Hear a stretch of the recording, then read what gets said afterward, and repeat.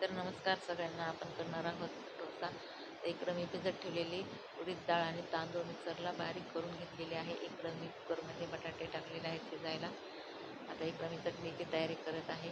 इथं सुकं खोबरं घेतलेलं आहे, शेंगदाणे घेतलेले आहेत, ते भिजत ठेवलेले आहेत थोडा वेळ. आता इकडं मी कांदा, हिरवी मिरची, लसूण, अद्रक, कोथिंबीर, कढीपत्ता हे सर्व घेतलेलं आहे मी. कांदा बारीक चिरून घेतलेला आहे. आता इकडं मिक्सरमध्ये 10-12 हिरव्या मिरच्या टाकून त्याच्यात जिरे टाकून, लसूण टाकून, कोथिंबीर टाकून, अद्रक टाकून त्याची चांगली पेस्ट करून घेतलेली आहे. इकडं मी बटाटा कुस करून घेतलेला आहे. इकडं कढई ठेवून जिरी मोहरी टाकून घेतलेली आहे. अद्रक लसणाची पेस्ट पण टाकून घेतलेली आहे. कढीपत्ता टाकून घेतलेला आहे. थोडासा कांदा टाकून घेतलेला आहे वरतून.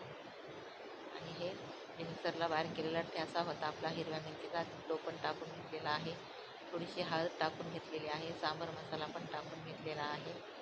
थोडंसं चवीपुरतं मीठ टाकून घेतलेलं आहे. आता हे मॅश केलेलं बटाटा जे आहे ते पण ह्याच्यामध्ये मी टाकून घेणार आहे. आता ह्याला छानपैकी परतून घेतलेलं आहे आणि वरून कोथिंबीर पण टाकून घेतलेली आहे. इकडं मी डोश्याचं बॅटर तयार करून घ्यायला लागलेले आहे. तर तांदळाच्या बॅटरमध्ये डाळीचं बॅटर टाकलेलं आहे. आता ते दोन्ही बॅटर मिक्स करून घेणार आहे. इकडं तवा ठेवून तव्यावर छानपैकी डोसा पसरून घेतलेला आहे. वरून थोडंसं तेल टाकलेलं आहे. तर आपला हा डोसा तयार झालेला आहे कुरकुरीत. इकडं मी नारळाची चटणी बनवून घेणार आहे. आता हे भिजवलेले शेंगदाणे आणि खोबरं मिक्सरला बारीक फिरवून घेणार आहे. ह्याच्यामध्ये थोडेसे जिरे पण टाकणार आहे. 3 मिरच्या पण टाकून घेणार आहे हिरव्या. आणि हे मिक्सरला बारीक करून घेणार आहे. आता ह्याच्यामध्ये कोथिंबीर पण टाकून घेऊया आपण परत. आणि थोडंसं आल्याचा तुकडा पण टाकून घेऊया, मी विसरले होते टाकायचं. आणि आता हे मिक्सरला बारीक फिरवून घेऊया. तुम्ही बघू शकता बारीक अशी ही पेस्ट तयार झालेली आहे. आता ही पेस्ट आपण काढून घेऊया चटणीची. आता ही एका वाटीमध्ये मी काढून घेतलेली आहे. इकडे आता तडका पॅन घेतलेला आहे. त्याच्यामध्ये आता मी तेल टाकून घेणार आहे फोडणीसाठी. 1 पळी तेल टाकून घेतलेलं आहे. त्याच्यामध्ये जिरी मोहरी हे टाकून घेतलेलं आहे. थोडीशी हिरवी मिरची पण टाकून घेणार आहे.